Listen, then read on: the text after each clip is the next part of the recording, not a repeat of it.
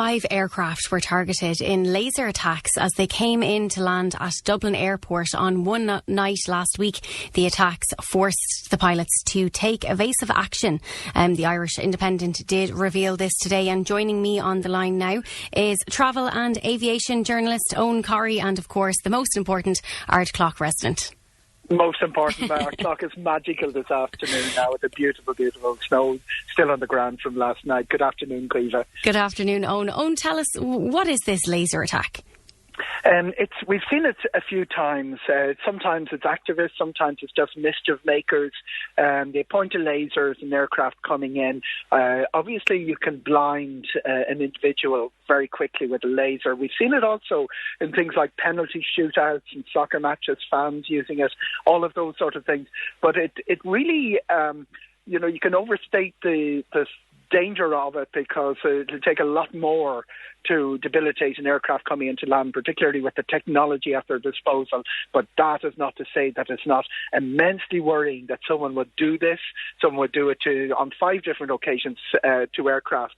And while the Irish Aviation Authority aren't very panic-stricken about this, it's a matter of huge concern, and obviously the Gardaí will investigate and bring prosecutions if they can on anyone who does this because of the potential serious risk, and I emphasise potential. Okay, Eoghan, when we talk about lasers, like these are literally the little hand lasers that some kids could have. They hurt you if you get it in the eye.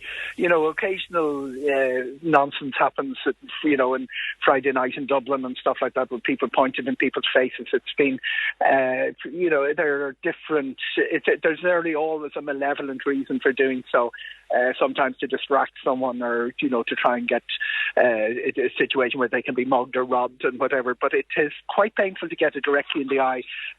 Obviously, it's been done from quite a distance for an aircraft, but it's an unfortunate aspect that this technology is in the hands of people who have malevolent purposes. On this instance, was there more than one laser, like at one time, Eoghan? We don't know whether it was just one individual. The fact that 5 different aircraft were targeted doesn't mean that there was more than one. We've seen activists in the past disrupting air travel, most famously Christmas a couple of years ago. I think it was at Gatwick Airport where they used drones. Obviously, a drone is an easier thing to trace back to the mischief maker than a laser. But we have seen prosecutions in other locations where the technology that I say that has fallen into these people's hands, the technology for tracking them down is also there and has been used to good effect in other administrations. It's new to Ireland, pretty much new to Ireland. We've had there was some sort of attempts to disrupt aviation traffic not far from where I'm sitting talking to you in Western Airport a few years ago. They used balloons. We've seen drones used in the past, but it's fairly new to see a laser attack. So in this jurisdiction then, we wouldn't have ever had anyone brought before the courts because of this? Not to my knowledge. Okay. Eoghan, in terms of flying today and the situation out there, I know earlier on there was issues with planes de-icing their windows, etc. Do you know any update there? Yeah, we've lost about 4 cancellations inbound, mainly English, 4 cancellations outbound. The one that still hasn't taken off or won't be taking off now is a Heathrow flight at 6:30. We've had at this stage over 100 flights delayed. The main reason, and there's a lot of finger pointing and stuff going on, and you've got to remember that while the airports are the responsibility of the runways are the responsibility of the airport, the de-icing is the responsibility of the airlines. Not as simple as it sounds, because this is usually contracted out to a third-party handler. They're the aviation services people who look after everything at the airport, including handling of baggage, and we know how that ended up this summer. Mm-hmm. So we've had 4 o'clock this morning, the de-icing got underway, and a lot of the aircraft needed to be de-iced again. There seems to be some question whether the forecast had been clear enough for the companies to say that we'll have to de-ice twice. But they did have to do that, and some of the aircraft taken off were caught very badly.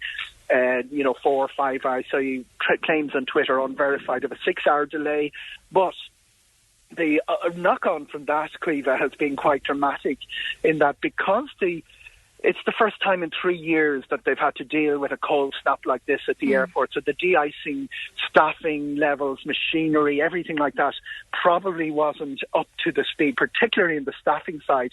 And we've seen a knock-on in the baggage hall today where the companies that were allocating resources to de-icing found other services not being run as efficiently or as possible. It's, as I say, everything that we at the airport, when numbers got back up again and we saw the first big day of it, this is the first big day we've had of de-icing, and I'd like to think this cold snap is going to hang around for a few days. I'd like to think the coming days would be better. Okay, so if you are flying out of Dublin or indeed any airport today, maybe check in with your flight or whoever you're flying with. Keep an eye on the airport, the airline. The airline alerts have been very good.